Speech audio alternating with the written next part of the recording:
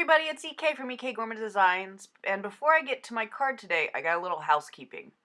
I may have dropped a piano on my pointer finger. And yes, I'm right-handed, so I have a lovely splint on my hand, and you're just going to have to deal with it. Today I am making a card featuring the Beary Big Hearts stamp set, which is from Hefty Doodle. Hefty Doodle is a European stamp company, and White Rose Crafts here in the United States actually carries and sells Hefty Doodles. So if you're looking for some European stamp sets without the shipping cost of without the international shipping cost, you can actually go over to White Rose Crafts and get the stamp set. I figured with my finger and a brace and a splint and fun new coloring techniques happening, I might as well go ahead and experiment with some color combinations I wouldn't normally ever naturally gravitate towards. So if these colors that I'm using on these bears seem a little wonky, it's because I went ahead and went crazy and just went crazy. I tried color combinations I'd never used. They actually weren't bad. I really liked the shadow on the bear to your left is a girl bear, and the bear on your right is a boy bear. The bow tie is what makes him look like a boy bear. In fact, the bow tie is added on with some creative masking. He doesn't naturally come with a little bow tie on, so you get to decide who's the boy bear and the girl bear, and in my case, the one holding the heart is my girl bear. So I made her a little lighter and the boy bear a little darker, and I'm kind of in love with the color combination I used on the girl bear. The boy bear, not quite as much, but I thought it was a fun, dark, deep color without getting too dark. I will tell you, try coloring with your finger pointing up. It's really a fun new challenge. I thought, okay, it would be no big deal. I don't use my finger all that much in holding the pen. It's my middle finger that I use to really hold a pen. Well, come to find out, I use my pointer finger to direct the marker and to really get good flick marks. So this has been a fun exercise in creativity in coloring. For the next couple of weeks while my finger is healing, you're going to have to deal with the lack of detailed background just because I can't fine tune the coloring right now. It's just, I hate to say it, but it's just too hard without the use of my finger. I'm still working with this funny new mount, and my head still keeps getting in the way. I'm figuring it out, I promise. My head, no one wants to see my fuzzy hair in the pictures, least of all me. So there's my bear coloring. And for the heart, I actually used a full range of R20s. I started with the R20 and moved all the way up to R29. I find coloring with reds, and I know so many of us do, I find coloring with red so hard because it bleeds.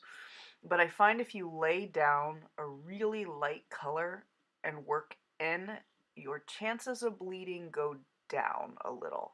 You'll notice I also don't go right up to the line. I actually hang back from the line just a smidgen. Wow, you can't see me color at all because there's a bright blue finger in the way.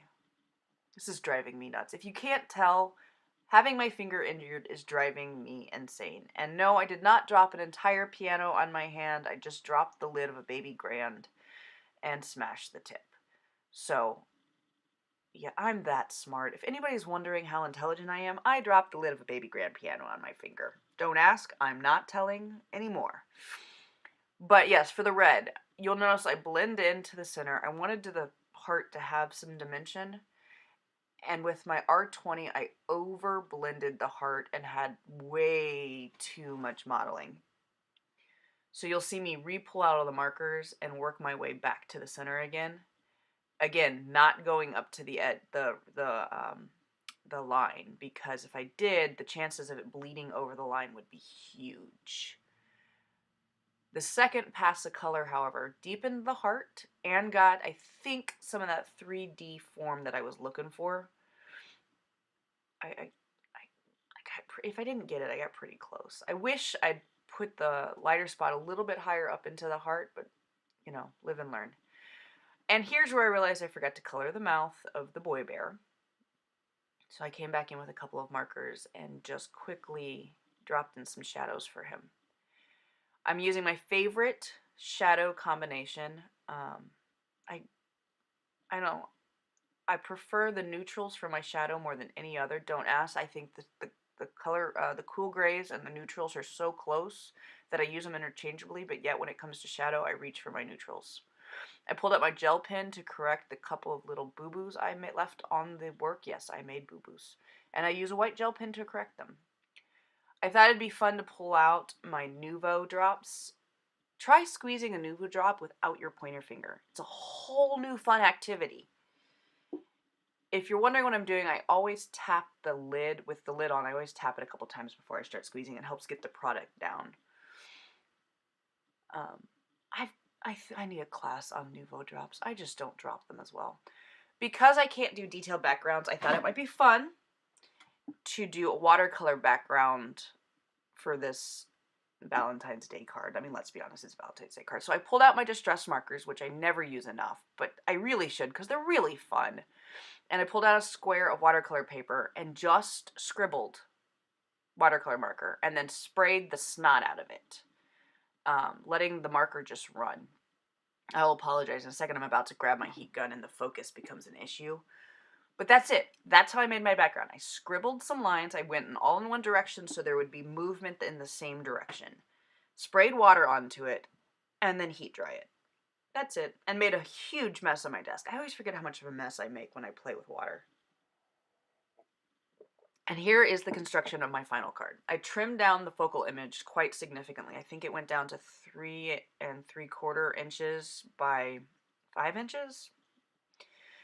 And I adhered it, and I added a ribbon just because I thought it added a little something.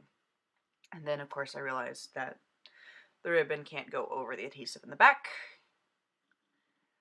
And I put it onto an A2 frame.